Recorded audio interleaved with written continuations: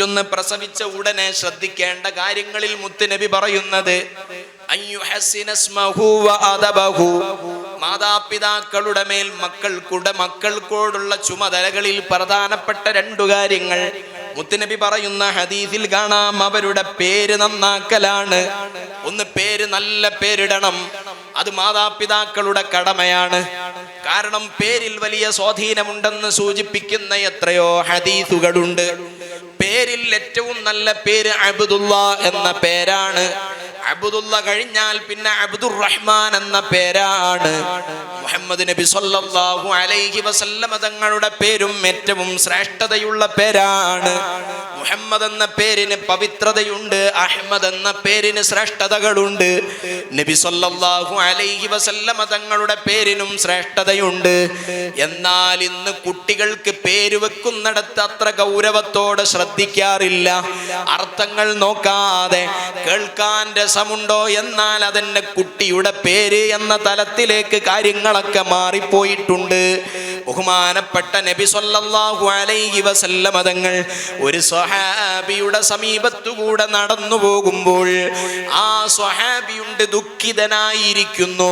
ഇമാം മുസ്ലിം റളിയല്ലാഹു അൻഹു റിപ്പോർട്ട് ചെയ്യുന്ന ഹദീസിലുണ്ട്, നബി സല്ലല്ലാഹു അലൈഹി വസല്ലമ തങ്ങൾ ആ സ്വഹാബിയോട് ചോദിച്ചു, എന്താണ് നിന്റെ പേരെന്ന് ചോദിച്ചപ്പോ ആ സ്വഹാബി പറഞ്ഞു, എന്റെ പേര് ഹസീൻ. ഹസീൻ എന്നാണ് എൻ്റെ പേര്. ഹസീൻ എന്നാൽ ദുഃഖിതൻ എന്നാണ് അർത്ഥം വരുന്നത്. അപ്പോൾ നബി സല്ലല്ലാഹു അലൈഹി വസല്ലമ തങ്ങൾ പറഞ്ഞു, ബൽ അൻത സഹൽ. നിന്റെ പേര് ഹസീൻ ആണെങ്കിലും ഇനി മുതൽ നീ ഹസീൻ അല്ല, നീ ദുഃഖിതനല്ല, നീ സഹിലാണ്. ഇന്നു മുതൽ നിന്റെ പേര് സഹിലാണ്. സഹിൽ എന്ന് പറഞ്ഞാൽ എളുപ്പം നൽകുന്നവൻ എന്നാണ് എന്ന് നബി സല്ലല്ലാഹു അലൈഹി വസല്ലമ തങ്ങൾ പറഞ്ഞപ്പോൾ ആ മനുഷ്യൻ പറഞ്ഞു, എനിക്ക് എൻ്റെ ഉപ്പ വെച്ച പേരല്ലേ നബിയെ ഹസീൻ എന്ന്, ആ പേര് തന്നെ പോരെ എന്ന് ചോദിച്ചപ്പോൾ നബി സല്ലല്ലാഹു അലൈഹി വസല്ലമ തങ്ങളുടെ ആ വാക്ക് സുബ്ഹാനല്ലാഹ് സ്വഹാബത്ത് രേഖപ്പെടുത്തുന്നു. മരണം വരെ ആ സ്വഹാബിയെ പിന്നീട് ദുഃഖം വിട്ടൊഴിഞ്ഞിട്ടില്ല എന്നാണ്. മരണം വരെ ആ സ്വഹാബിയുടെ ജീവിതത്തിൽ പിന്നെ ദുഃഖമില്ലാത്തൊരു സാഹചര്യം ഉണ്ടായിട്ടില്ല. എപ്പോഴും പേരിന്റെ സ്വാധീനമായി അഇമ്മത്ത് രേഖപ്പെടുത്തുന്നത് കാണാം. പേര് വെക്കുന്നത് നല്ല പേരാകണം. എന്തെങ്കിലും പേര് വെക്കല്ല. ഓരോ ദിവസവും പേരിന്റെ അർത്ഥം ചോദിച്ചിട്ട് ആളുകൾ ഇങ്ങനെ വിളിക്കും. എമിൽ, എസിൽ എന്നൊക്കെ പറഞ്ഞിട്ടാണ് ചിലർ ചോദിക്കുക, ഉസ്താദ് ഇതിന്റെ അർത്ഥം എന്താണ്?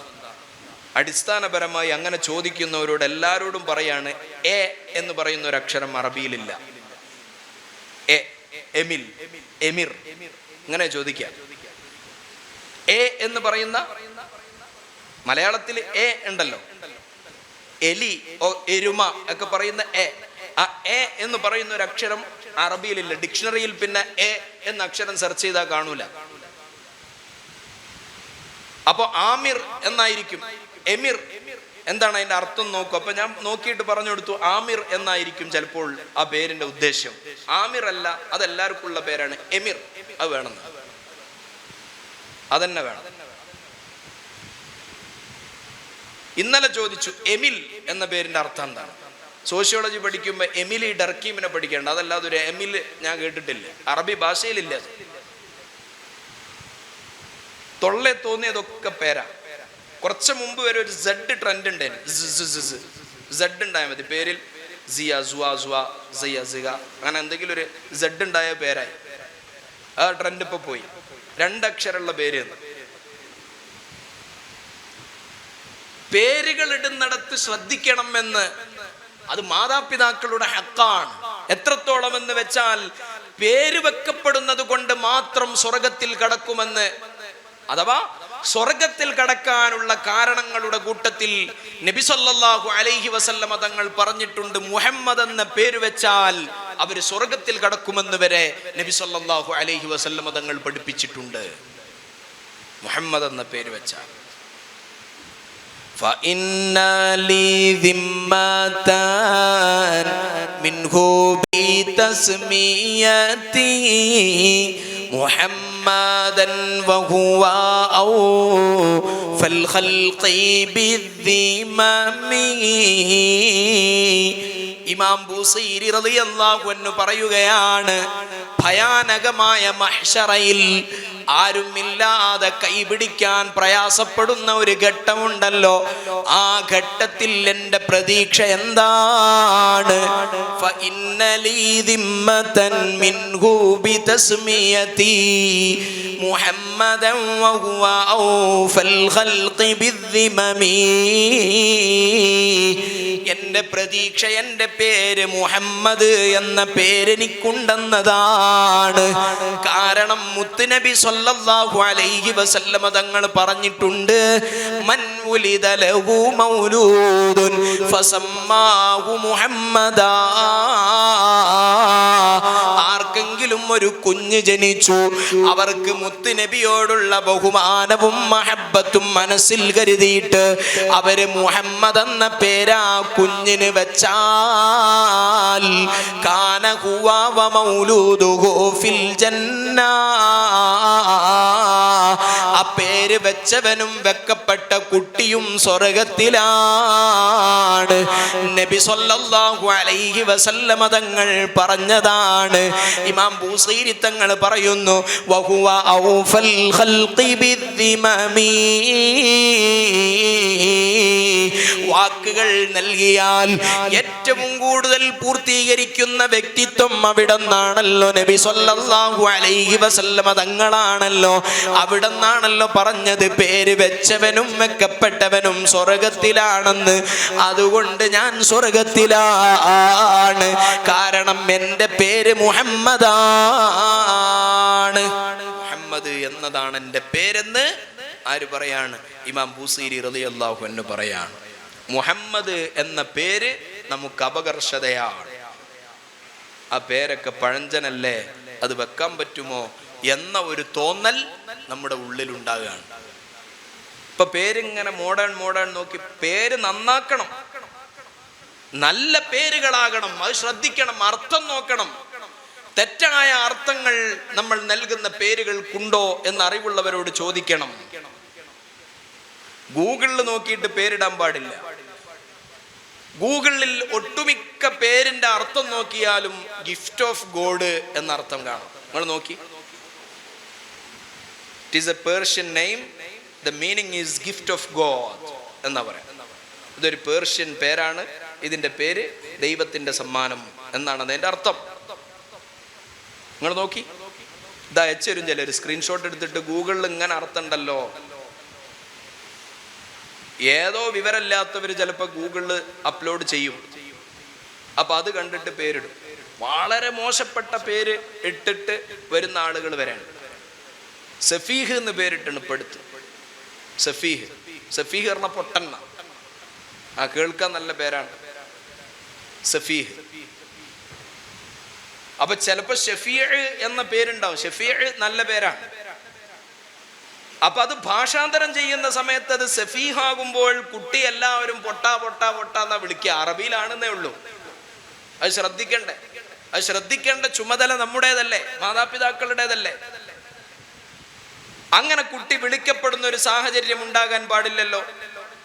അതുകൊണ്ട് പേരിടുന്ന സമയത്ത് നന്നായി ശ്രദ്ധിക്കണം. അതിന് സൈക്കോളജിക്കൽ വശവും ഉണ്ട്. ഒരു കുട്ടിയെ പൊട്ടാ എന്നിങ്ങനെ വിളിക്കുമ്പോൾ അവന്റെ അൺകോൺഷ്യസിൽ ലഭിക്കുന്ന അഫർമേഷൻസ് ഫുള്ള് നെഗറ്റീവ് ആയിരിക്കും. എപ്പോഴും ഞാൻ പൊട്ടനാണെന്നുള്ളൊരു തോന്നലാണ് അവന്റെ ഉള്ളിലേക്ക് ഇങ്ങനെ കൊടുക്കുക, ഉപബോധ മനസ്സിലേക്ക് കൊടുക്കുക. അവൻ പൊട്ടനായി പോകും. അതുകൊണ്ട് മാതാപിതാക്കൾ പേര് വെക്കുന്ന സമയത്ത് മാതാപിതാക്കൾക്ക് കടമയുണ്ട്, കടപ്പാടുണ്ട്. പേര് നന്നാകണം. ഇങ്ങോട്ടിരുന്നോടെ, ചെവി നല്ലതാ. ഇവിടെ അത്ര സൗണ്ടില്ല, നല്ല സൗണ്ട് ഉണ്ട്. അവർക്ക് താങ്ങാടൻ എപ്പുറം സൗണ്ട്. ഇവിടെ ഇരുന്നോടെ, പ്രശ്നമല്ല. ചെവി നല്ല സൗണ്ട് ഉണ്ട്. നിങ്ങളെപ്പോലല്ല, പ്രായമാകുമ്പോൾ കപ്പാസിറ്റി കുറച്ച് കുറയല്ലോ. നിങ്ങൾക്കും സൗണ്ടിൻ്റെ ഇടങ്ങേറുണ്ടോ? ഇല്ലല്ലോ, ചെറിയ ഇടങ്ങേറ്. പ്രശ്നമാക്കണ്ട, കുറച്ചും കൂടിയൊക്കെ കപ്പാസിറ്റി ഉണ്ടല്ലോ. പക്ഷേ ഒരു ചെവി ഇങ്ങനെ പൊത്തിച്ച് ഇടങ്ങേറാണ്, അത് ഭയങ്കര ബുദ്ധിമുട്ടാണ്. അപ്പോൾ പേര് നന്നാക്കണം, പേര് നന്നാക്കണം. അൻയുഹസ്സിന ഇസ്മഹു വ അദബ, മാതാപിതാക്കളുടെ ബാധ്യതകളിൽ പെട്ടതാണ് പേര് നന്നാക്കുക എന്നുള്ളത്. കാരണം ഇത് നമ്മൾ തോന്നിയതുപോലെ ഇങ്ങനെ വിചാരിച്ചതുപോലല്ല മക്കൾ. നന്നാകണമെങ്കിൽ നന്നായിക്കോട്ടെ, നന്നാകണമെങ്കിൽ നന്നാകണ്ട. പണ്ടൊരാൾ പേര് വെച്ചതിനെ കുറിച്ച് പറഞ്ഞേക്കാം. ഞാൻ എൻ്റെ മോൻക്ക് അബു എന്ന പേരിട്ടെന്ന് പറഞ്ഞു. അപ്പം എന്താ വെച്ചാൽ അബു എന്ന് പേരിട്ടെന്ന് ചോദിച്ചു. അപ്പോൾ വാപ്പ പറഞ്ഞു നന്നാകുകയാണെങ്കിൽ അബൂബക്കറാക്ക, ബടക്കാകുകയാണെങ്കിൽ അബൂജഹലും ആക്കാറ്. അബൂന്ന് വെച്ചിട്ട് അവിടെ ഇട്ട് നിർത്തി. ഇതങ്ങനെ ഗസ്സാക്കാൻ പറ്റുന്ന ഒരു സംഗതിയല്ല. മക്കൾ നന്നാകുകയാണെങ്കിൽ അബൂബക്കറും വടക്കാകണമെങ്കിൽ അബൂജഹലും ഇടാന്ന് വെച്ചിട്ട് ഒരു ഗസ്സാക്കിയിട്ട് മക്കളങ്ങനെ വിടാൻ പറ്റിയൊരു സാധനമല്ല, അമാനത്താണ്. നന്നാക്കണം, നമ്മളെ ഉത്തരവാദിത്താണ്. നന്നാക്കിയില്ലെങ്കിൽ നമ്മൾ കുറ്റക്കാരാണ്. ഞാൻ പറയണല്ല, ഖുർആൻ പറയാണ്, ഖൂ അൻഫുസകും വഅഹ്ലീകും നാറാ വഖൂദുഹൻ നാസു വൽ ഹിജാറ അലൈഹാ മലായികത്തുൻ ഗിലാദുൻ ശിദാദുൻ ലാ യഅസൂനല്ലാഹ മാ അമറഹും വയഫ്അലൂന മാ യുഅ്മറൂൻ. സൂറത്തു തഹ്രീമിലെ 6-ാമത്തെ ആയത്താണ്. അല്ലാഹ് പറയാണ്, ഖൂ അൻഫുസകും വഅഹ്ലീകും നാറാ, നിങ്ങളുടെ സ്വന്തത്തെയും നിങ്ങളെ കുടുംബത്തെയും നരകത്തെ തൊട്ട് നിങ്ങൾ സൂക്ഷിക്കണം. സ്വന്തത്തെ മാത്രല്ല, അങ്ങനെയാണ് നമുക്ക് രക്ഷപ്പെടാം. നമ്മൾ തന്നെ നന്നായി ജീവിച്ചാൽ രക്ഷപ്പെടാം. നമ്മൾ വലിയ ശുചായികളാവും. മഹല്ല് കമ്മിറ്റി, മദ്രസ കമ്മിറ്റി, സംഘടനാ കമ്മിറ്റി, എല്ലാ കമ്മിറ്റിൻ്റെയും പ്രസിഡന്റും ഭാരവാഹിത്വത്തിലൊക്കെ നമ്മളുണ്ടാവും. മകനപ്പുറത്ത് MDMA അടിച്ച് നടക്കുന്നുണ്ടാവും. നമ്മളെ ദഅവത്ത് ആദ്യം തുടങ്ങേണ്ടത് നമ്മളെ വീട്ടിൽ നിന്നും നമ്മളെ മക്കളിലും നമ്മളെ പരിസരങ്ങളിലും അല്ലേ. എന്തുകൊണ്ടാണ് നടക്കാത്തത്? നമ്മളെ തർബീയത്തിൽ കുറെ പോരായ്മ അവിടെ ഉണ്ട്. മക്കളോട് പറയാൻ പേടിയാണ്, നാട്ടുകാരോട് പറയാൻ പേടില്ല. അങ്ങനെയുള്ള ചിലരുണ്ടാവും. ഈ ആളെ കണ്ടിട്ടല്ലേ ആളുകൾ ദഅവത്ത്, ഇയാളുടെ നിർദ്ദേശങ്ങൾ സ്വീകരിക്കേണ്ടത്. ആൾക്കാർ പറയില്ല അയാൾ ആദ്യം അയാളെ മക്കളെ നന്നാക്കട്ടെ എന്ന് പറയില്ലേ? അതിന് പറഞ്ഞിട്ട് കേൾക്കാതിരുന്ന ഞാൻ എന്താ ചെയ്യാന്ന് നോക്കൂ ചിലര്. പറഞ്ഞിട്ട് കേൾക്കണ്ട, അവൻ പറഞ്ഞിട്ട് കേൾക്കണില്ല, നിങ്ങളൊന്ന് പറയണം. എന്തുകൊണ്ടാ പറഞ്ഞിട്ട് കേൾക്കാതായത്? എങ്ങനെ പറഞ്ഞത്? എന്താ പറഞ്ഞത്? അതൊക്കെ ഗൗരവമാണ്. തർബീയത്തിൽ നമുക്ക് ഭംഗം വരാൻ പാടില്ല. പറഞ്ഞിട്ട് കേൾക്കണില്ല എന്ന് പറഞ്ഞിട്ട് അവരെ സമൂഹ ഗാത്രത്തിൽ നിന്ന് മാറ്റി നിർത്താൻ നമുക്ക് നിർവാഹമില്ല. കാരണം ഖൂ അൻഫുസകും വഅഹ്ലീകും നാറാ, മക്കളെയും കുടുംബത്തെയും നരകത്തെ തൊട്ട് സൂക്ഷിക്കേണ്ടതിന്റെ ഉത്തരവാദിത്വം നമുക്കാണ്.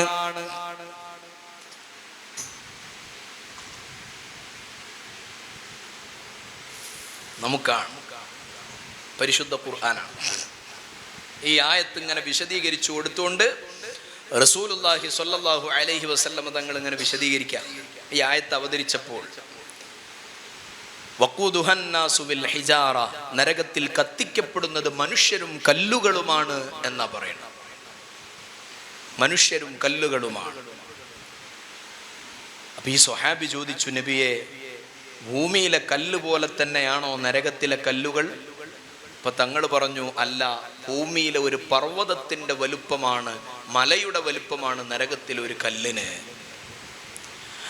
ആ കല്ലിനെ 1000 കൊല്ലം തീയിലിട്ട് കത്തിച്ച് അതിന്റെ നിറം ചുവന്ന നിറമായി മാറി. ആ കല്ലിന്റെ നിറം, മല പോലെയുള്ള കല്ലിന്റെ നിറം ചുവന്ന കളറായി മാറി. വീണ്ടും കത്തിച്ച് അതിന്റെ നിറം വെള്ള നിറമായി മാറി. വീണ്ടും കത്തിച്ചതിന്റെ നിറം കറുപ്പ് നിറമായി മാറി. 1000 കൊല്ലം 3000 കൊല്ലം കത്തിക്കുന്നു കല്ലിനെ. എന്നിട്ടതിന്റെ നിറം മാറി നിറം കറുത്ത നിറമായി ആ കളറുള്ള കല്ലിന്റെ ഇടയിലേക്ക് മനുഷ്യനെ വിറകായി എറിഞ്ഞു കൊടുക്കുന്നു. ആ നരകത്തെ തൊട്ട് നിങ്ങൾ മക്കളെ സൂക്ഷിക്കണമെന്ന് പറഞ്ഞ ആയത്ത് അവതരിച്ചപ്പോൾ സദസ്സിലുണ്ട് കരയുന്നു വയോധികനായ കറുത്ത വംശജനായ ഒരു സ്വഹാബി. ജിബ്രീൽ അലൈഹിസ്സലാം വന്നിട്ട് ചോദിച്ചു, മൻ ഹാദൽ ബാക്കി യാ റസൂലല്ലാഹ്, തങ്ങളെ ഈ കരയുന്ന മനുഷ്യനാരാണ്? നബി സല്ലല്ലാഹു അലൈഹി വസല്ലമ തങ്ങൾ പറയുന്നു, റജുലുൻ മിനൽ ഹബ്ശ, അബ്സീനിയക്കാരനായ നീഗ്രോ വംശജനായ ഒരാളാണ്. ബഹുമാനപ്പെട്ട ജിബ്രീൽ അലൈഹിസ്സലാം പറയുന്നു, അല്ലാഹുവിനെ ഭയപ്പെട്ടുകൊണ്ട് കരഞ്ഞ കണ്ണുകൾ നാളെ ആഖിറത്തിൽ കരയേണ്ടി വരില്ല. ആ മനുഷ്യൻ അങ്ങനെ ബോധം കെട്ട് മരണപ്പെട്ടു പോയി എന്ന് ഇമാം ഖുർത്തുബി റളിയല്ലാഹു അൻഹു രേഖപ്പെടുത്തുന്നത് കാണാം. കാരണം എന്താണ്?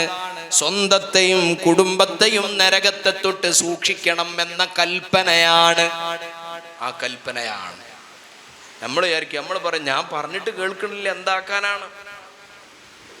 ഇമാം ഗസാലി റളിയല്ലാഹു അൻഹു പറയുന്നത് കാണാം, മക്കളെ പഠിപ്പിച്ച്, അദബ് പഠിപ്പിച്ച്, ഇൽമ് പഠിപ്പിച്ച് വളർത്തിയിട്ട് പ്രായപൂർത്തിയാകുന്ന സമയത്ത് അവരെ കൈപിടിച്ചിട്ട് പറയണം, മോനെ ഞാൻ നിന്നെ അദബ് പഠിപ്പിച്ചിട്ടുണ്ട്, നിനക്ക് ഇൽമ് പഠിപ്പിച്ചിട്ടുണ്ട്, നിനക്കിപ്പോഴതാ പ്രായപൂർത്തിയായിരിക്കുന്നു, ഞാൻ നിന്നെ കല്യാണം കഴിച്ചു തരുന്നു, ഇന്നി ബരീഉം മിൻക ഫിൽ ആഖിറ, ആഖിറത്തിൽ നിന്നെ തൊട്ട് ഞാൻ ദൂരത്താണ് ട്ടോ.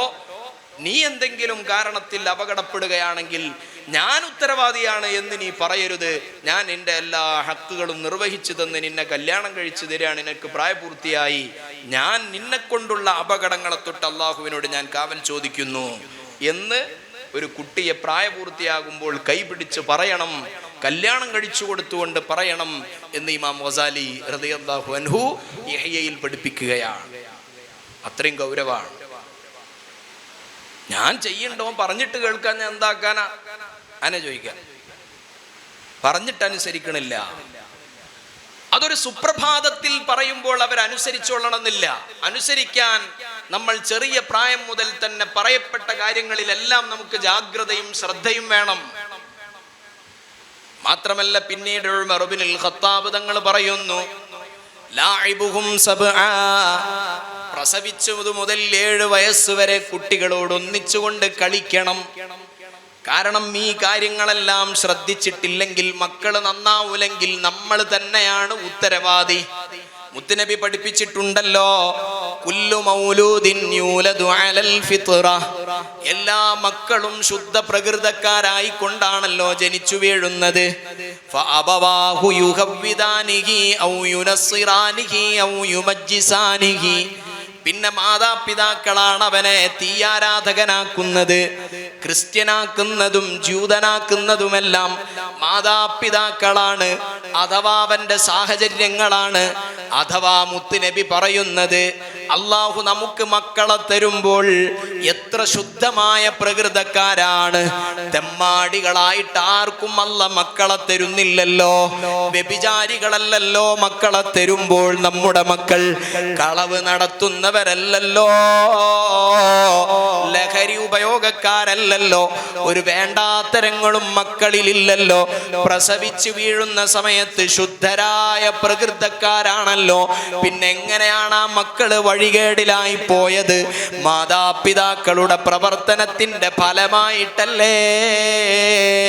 മക്കൾക്ക് അനുകൂലമായ ചുറ്റുപാടുകൾ വീട്ടിലുണ്ടാകണം, അനുകൂലമായ സാഹചര്യങ്ങൾ ഉണ്ടാകണം. അതിന് മാതാപിതാക്കൾ ആദ്യം നന്നാകണം. നിസ്കാരമുള്ള വീടുകളാകണം, ഹറാമില്ലാത്ത വീടുകളാകണം, കളവ് പറയാത്ത വീടുകളാകണം, ഗീബത്ത് പറയാത്ത വീടുകളുണ്ടാകണം. കളവ് പറയരുതെന്നും ചൊന്നാരെ കള്ളന്റെ കയ്യില് പൊന്നെ കൊടുത്തോവാർ. എത്ര ചെറുപ്പത്തിലാണ് ഉമ്മ പഠിപ്പിച്ച് വളർത്തുന്നത്, മോനെ ഏത് പ്രതിസന്ധി ഘട്ടങ്ങളിലും നീ കളവ് പറയരുത്. ബഹുമാനപ്പെട്ട മുഹയ്യിദ്ദീൻ ശൈഖ് റഹ്മത്തുള്ളാഹ് അവിടുന്ന് ബഗ്ദാദിലേക്ക് യാത്ര ചെയ്യുമ്പോ കൊള്ളക്കാർ അവിടുത്തെ നേരെ ചാടി വീണ് പിടിച്ചടക്കുന്നു, പരിശോധിക്കുന്നു. കയ്യിലുള്ള ദീനാറുകൾ കണ്ടെത്താൻ കൊള്ളക്കാർക്ക് കഴിഞ്ഞില്ല. കൊള്ളത്തലവൻ ചോദിക്കുന്നു, നിന്റെ കയ്യിൽ വല്ലതുമുണ്ടോ? മകൻ പറയുന്നു, അതെ, എന്റെ കയ്യിൽ 40 ദീനാറുണ്ട്. സുബ്ഹാനല്ലാഹ്.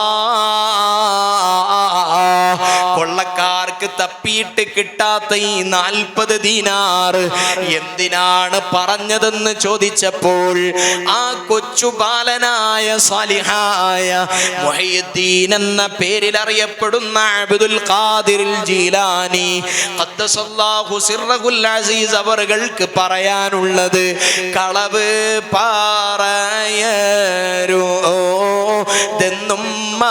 ചൊന്നാരേ കള്ളന്റെ കയ്യില് പൊന്നെ കൊടുത്തോവാ. ഉമ്മ പറഞ്ഞിട്ടുണ്ട് കളവ് പറയരുതെന്ന്. ഉമ്മമാരെ കളവ് പറയരുതെന്ന് മാത്രം പറപ്പിച്ചു കൊടുത്തതുകൊണ്ട്, പറഞ്ഞു പഠിപ്പിച്ചതുകൊണ്ട് മക്കള് കളവ് പറയാതിരിക്കില്ല. അതിനാദ്യം വേണ്ടത് നമ്മൾ കളവ് പറയാതിരിക്കണം. ഒരു കുഞ്ഞിനോടൊരു സാധനം കാണിച്ചിട്ട്, മോനെ മോളെ ഇത് കഴിച്ചാൽ, ഭക്ഷണം കഴിച്ചാൽ ഇത് തരാമെന്നു പറഞ്ഞാൽ അത് കളവാണ്. കൊടുക്കാതിരുന്നാൽ പിന്നെ അത് കളവാണെന്ന് നബി സല്ലല്ലാഹു അലൈഹി വസല്ലം. വീടുകളിൽ കളവ് പറയുന്ന വീടാകരുത്. ഉമ്മമാര് മക്കളോട് കളവ് പറയരുത്, ഗീബത്ത് പറയരുത്, മറ്റുള്ളവരുടെ കുറ്റം പറയരുത്. കാരണം കുട്ടികളുടെ ചെറിയ മനസ്സിൽ അത് കണ്ടുകൊണ്ട് പഠിച്ചാൽ പിന്നെ മക്കള് വഴികേടിലാകാൻ അത് തന്നെയാണ് കാരണമായി തീരുന്നത്. അതുകൊണ്ട് ആ വിഷയത്തെ ഗൗരവത്തിൽ നമ്മൾ ശ്രദ്ധിക്കണം. കളവങ്ങനെ പറയുമ്പോൾ മക്കള് കേൾക്കാൻ പാടില്ല. കളവ് പറയാനോ തീരെ പാടില്ല. യാദൃച്ഛികമായി ഹലാലായ സന്ദർഭങ്ങളിൽ കളവ് പറയാൻ പറ്റുന്നതുണ്ട്. ഉദാഹരണത്തിന് ഭർത്താവിന് ഭാര്യയോട് വാങ്ങിയ സാധനത്തിന്റെ മൂല്യം വലുതാക്കി തോന്നിപ്പിക്കാൻ അതിൽ ചെറിയ കളവാകാമെന്ന് ചില സന്ദർഭങ്ങളിൽ പറഞ്ഞതുണ്ട്. എന്നാൽ അത്തരം സന്ദർഭങ്ങൾ പോലും മക്കളെ മുന്നിൽ വെച്ചുകൊണ്ട് സൂക്ഷിക്കണമെന്നാണ്. നന്നായി സൂക്ഷിക്കണം. അവരെ മുമ്പിൽ കളവ് പറയാൻ പാടില്ല. അവർക്ക് നല്ലൊരു അന്തരീക്ഷം നമ്മുടെ വീടുകളിൽ ഉണ്ടാകണം. അതില്ല. ഇശാ മഗ്‌രിബിന്റെ ഇടയിൽ യാസീൻ ഓതുന്നൊരു അന്തരീക്ഷം വീട്ടിലുണ്ടപ്പോൾ ഉമ്മാരെന്നെ ഓൺലൈൻ്റെ ബാക്കിലാണ്. പണ്ട് ഖുർആൻ എടുത്ത് വെച്ച് യാസീനും ഹദ്ദാദും ഒക്കെ ഓതും. ഇന്നിപ്പോൾ നല്ല സുഖമാണ്. ഉസ്താദ് ഓതിക്കോട് ഓണാക്കിയിട്ടാൽ മതി. അപ്പുറത്ത് കറി ഉണ്ടാക്കുക, ചപ്പാത്തി പരത്ത, എന്തും ചെയ്യാം. വേണമെങ്കിൽ കൂടി കൊടുക്കുക. ലാ ഇലാഹ ഇല്ലല്ലാഹ് 4 കൂടും.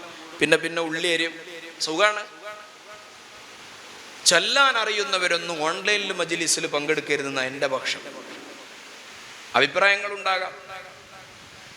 ചൊല്ലാൻ അറിയുന്നവർ അതിനെ ഭവ്യതയോടുകൂടെ ഭക്തിയോടുകൂടെ ഖുർആൻ എടുത്തു വെച്ച് യാസീനോദി കുടുംബങ്ങളിൽ നിന്ന് മരണപ്പെട്ടു പോയവർക്ക് ഇമാമുമാർക്കൊക്കെ ഹദിയ ചെയ്ത് മക്കളെല്ലാം ഇരുത്തി യാസീനോദി ഹദ്ദാദ് റാത്തീബ് ചൊല്ലിയിട്ട് മക്കളെ പഠിപ്പിക്കാൻ വേണ്ടി ഇരുത്തണം. അതൊരു വല്ലാത്ത ഭക്തി നിർഭരമായ വീടായി ആ വീട് പിന്നെ മാറും. മക്കളുടെ പഠനത്തിൽ ബർക്കത്തുണ്ടാകും, പുരോഗതി ഉണ്ടാകും. കാരണം അല്ലാഹു സുബ്ഹാനഹു വ തആല പറയപ്പെടുന്ന ഖുർആൻ ഓതുന്ന വീടിൽ അള്ളാഹുവിൻ്റെ റഹ്മത്തിൻ്റെ മലക്കുകളുടെ സാന്നിധ്യം ഉണ്ടാകുമെന്നും ഹദീസാണ്. ഖുർആനില്ല. നല്ല സുഖമാണ്. ഓൺലൈനായാൽ മൂല്യർ ചൊല്ലിക്കോളും. മൂല്യർക്ക് കായ് യൂട്യൂബിൽ നിന്നും കിട്ടും. നമ്മളാരും കൊടുക്കും വേണ്ട. നല്ല സൗകര്യമാണ്. അപ്പൊ എല്ലാ വിഷയങ്ങളിലും നമ്മളൊരു മാതൃക മക്കൾക്ക് പകർന്നു കൊടുക്കാൻ കഴിയണം. കാരണം ചെറിയ പ്രായം മുതൽ തന്നെ കുട്ടികളുടെ ബുദ്ധി വളർച്ച വരുന്നുണ്ട്. കുട്ടികൾ കണ്ട് പഠിക്കുന്ന സാഹചര്യങ്ങൾ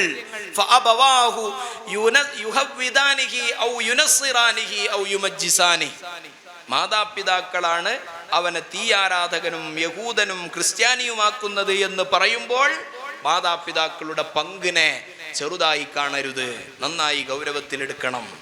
അതാണ് ഉമർ ഇബ്നുൽ ഖത്താബ് റളിയല്ലാഹു അൻഹു പറഞ്ഞത്, ലഅഇബുഹും സബ്അ, 7 വയസ്സ് വരെ മക്കളോട് ഒന്നിച്ചുകൊണ്ട് കളിക്കണം. എല്ലാ കളിയും കളിക്കണം. റസൂലുള്ളാഹി സ്വല്ലല്ലാഹു അലൈഹി വസല്ലമ തങ്ങള് കുതിരയായി കിടന്നു കൊടുത്തില്ലേ പേരക്കുട്ടികൾക്ക്? കുഴപ്പമൊന്നുമില്ല, മുട്ടുവേദന ഒക്കെ മാറിപ്പോവും. മുട്ടിട്ടാണ്ട് ഒന്ന് നിരങ്ങി നോക്കി കുട്ടികളെ കൂടെ. വല്യുപ്പ പറയാണ്, ഞാൻ വീട്ടിലെത്തിയാൽ എൻ്റെ മക്കളൊക്കെ സൈലന്റാ, ഒരാളും മുണ്ടൂല, എല്ലാവർക്കും എന്നെ പേടിയാണ്. ഓ, ഭയങ്കര ആചാനബാഹു എന്നെ കേട്ടോ. കുട്ടികളൊക്കെ പേടിപ്പിക്കാൻ നല്ല കരുത്തുള്ള ഭയങ്കര ഗൗരവക്കാരനായ ആൾ. അത് വലിയ ക്രെഡിറ്റ് ആയിട്ട് പറയുന്ന ആൾക്കാരുണ്ട്. എല്ലാവരും മിണ്ടാതൊക്കി ആരും മിണ്ടരുത്. ഞാനിവിടെ എത്തിയാൽ ഒരാളും മിണ്ടാൻ പാടില്ല. മിണ്ടട്ടെ, ഒച്ചപ്പാടുണ്ടാക്കട്ടെ. വല്ലുപ്പയും വല്ലുമ്മയും അവർക്ക് ഏറ്റവും പ്രിയപ്പെട്ടവരാകണം. എത്ര ഗൗരവപ്പെട്ട സമയമാണെങ്കിലും മുത്ത് നബി പരിഗണിക്കുന്നത് നോക്കൂ നിങ്ങൾ.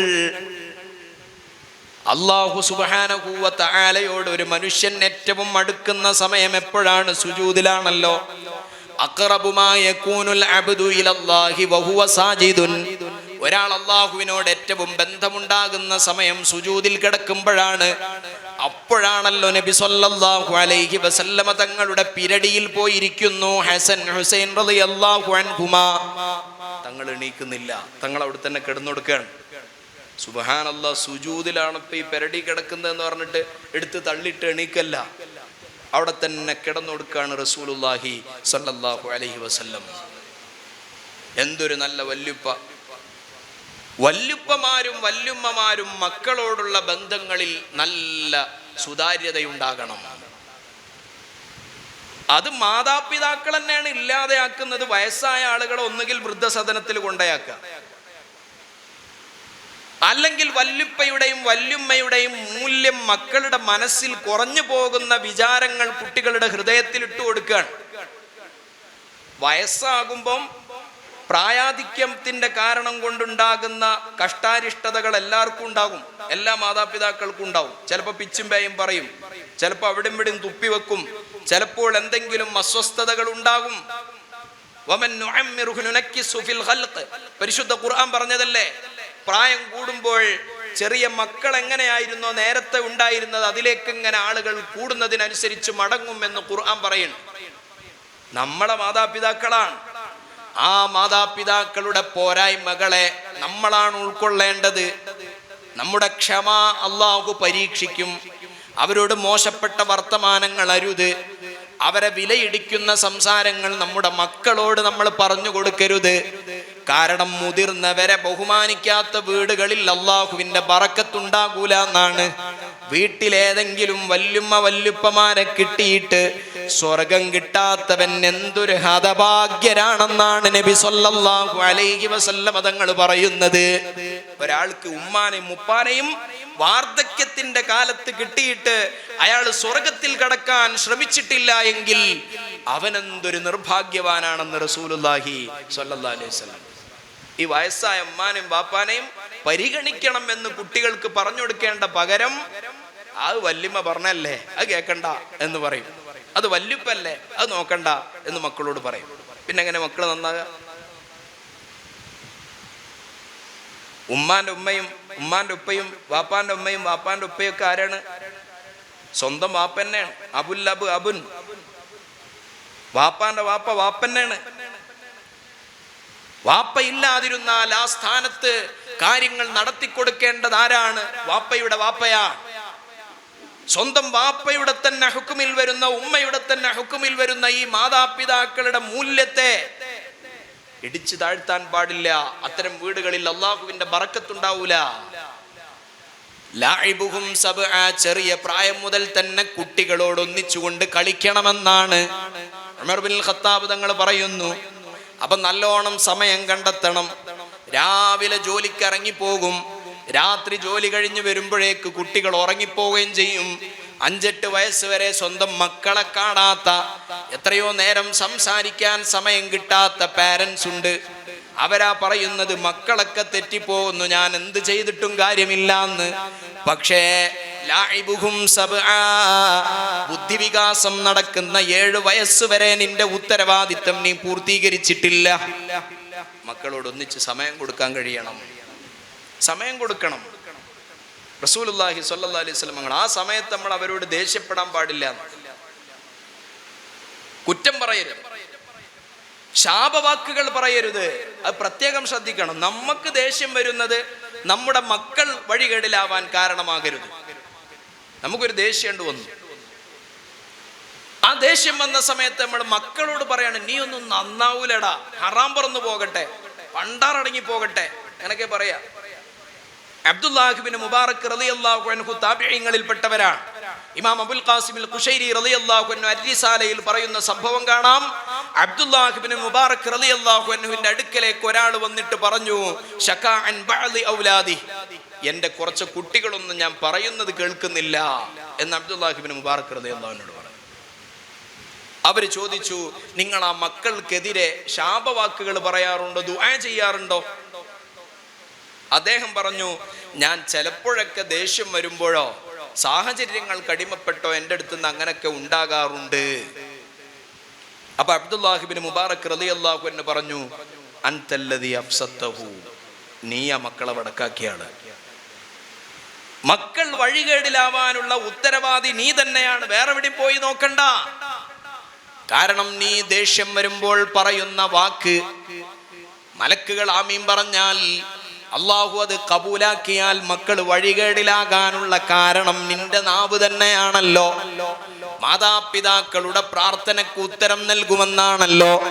സുബ്ഹാനല്ലാഹ്, നമ്മളിൽ നിന്ന് അത്തരം പ്രയോഗങ്ങൾ ഉണ്ടാകാൻ പാടില്ല. ദേഷ്യം വരുമ്പോൾ പിടിച്ചു നിൽക്കാൻ കഴിയണം. പ്രയാസങ്ങൾ മക്കൾക്കുണ്ടാക്കരുത്. 7 വയസ്സുവരെ മക്കളോട് ഒരു കാര്യവും കൽപ്പിച്ചു കൊള്ളണമെന്നില്ല. 7 വയസ്സുവരെ മക്കളോട് അടിക്കണമെന്നില്ല എന്ന് ഇസ്ലാം പറയുന്നില്ല. കൽപ്പിക്കണം എന്ന് പോലും പറയുന്നില്ല.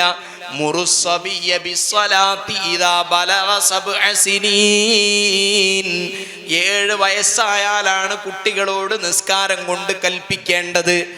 അതുവരെയുള്ള സമയത്ത് അവരെ കൂടെ കൊണ്ട് നടന്ന് അവര് കണ്ടു പഠിക്കട്ടെ, അവര് സ്നേഹം കിട്ടി പഠിക്കട്ടെ.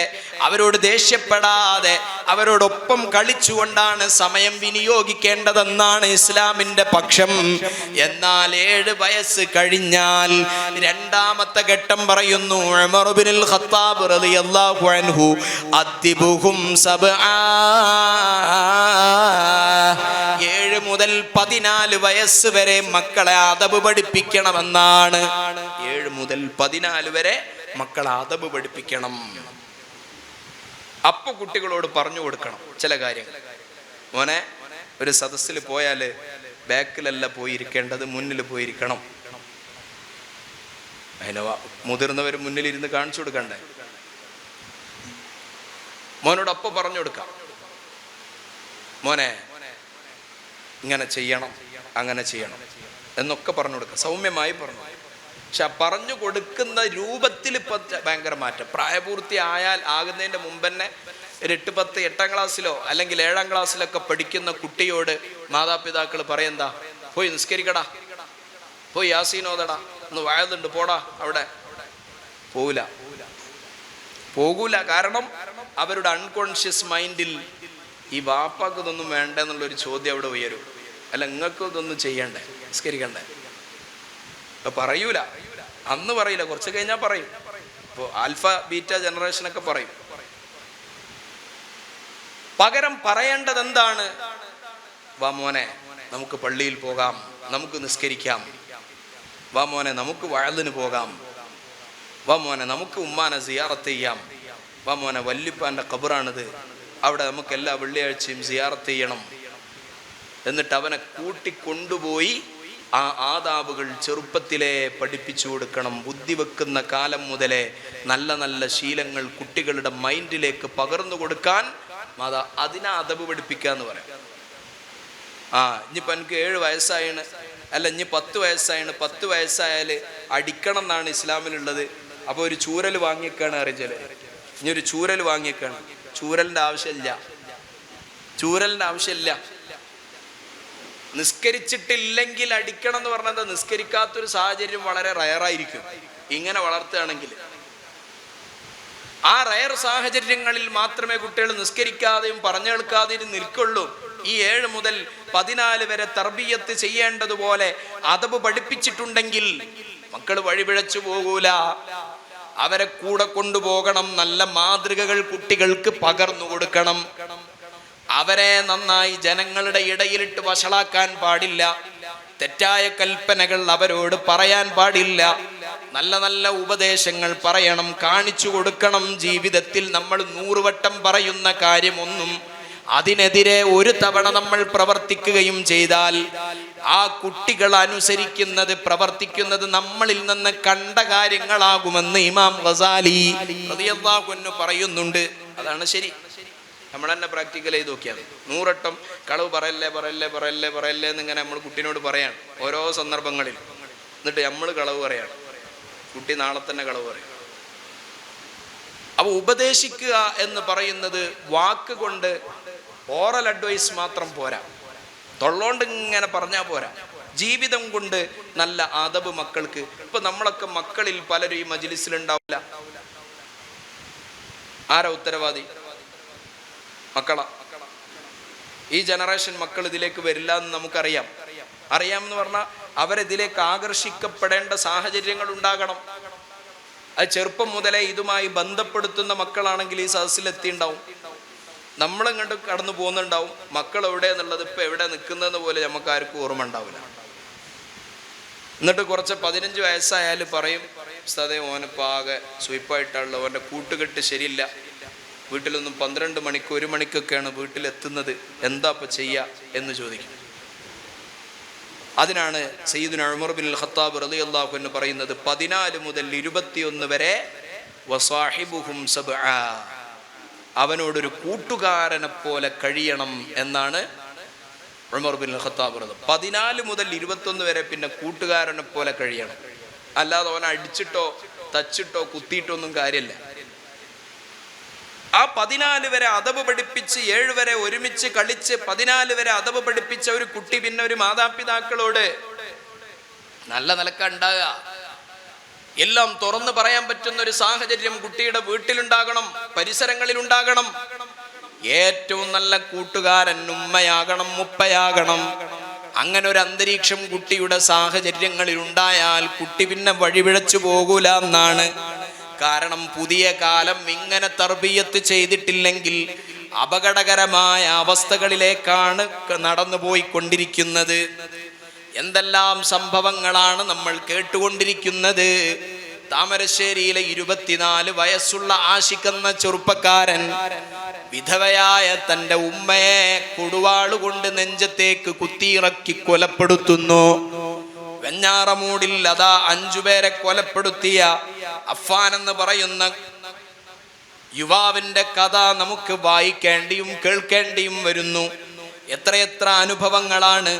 സിനിമാ ഫീൽഡിലെല്ലാം വ്യാപകമായി നിലനിൽക്കുന്ന ലഹരികളുണ്ട്. സിനിമാ സംവിധാനങ്ങളെല്ലാം നമ്മുടെ സമൂഹത്തിൽ പ്രചരിക്കുന്ന ചില കാര്യങ്ങളുണ്ട്. ക്രിമിനൽ കുറ്റങ്ങളുണ്ട്, വയലൻസുകളുണ്ട്, ലഹരിയുടെ വ്യാപനമുണ്ട്. ഗെയിംസിൽ അഡിക്റ്റ് ആകുന്നതിലൂടെ കുട്ടികളുടെ മനസ്സുകളിൽ വന്നുകൊണ്ടിരിക്കുന്ന സങ്കീർണമായ ചില ചിന്താഗതികളുണ്ട്. കൂട്ടുകെട്ടിലൂടെ മക്കളിൽ രൂപപ്പെടുന്ന ചില വ്യക്തിത്വങ്ങളുണ്ട്.